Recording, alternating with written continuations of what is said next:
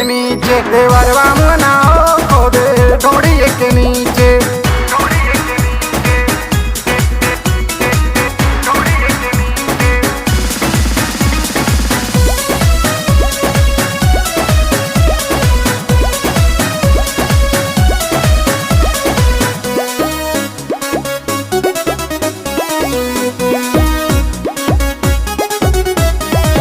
पढ़े लिखे नाही गरवा कैले बाटे अति,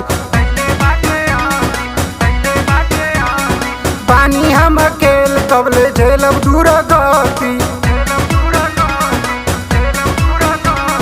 पढ़े लिखे नाही गरवा कैले बाटे अति, पानी हम अकेल कबले झेलब दूर गति।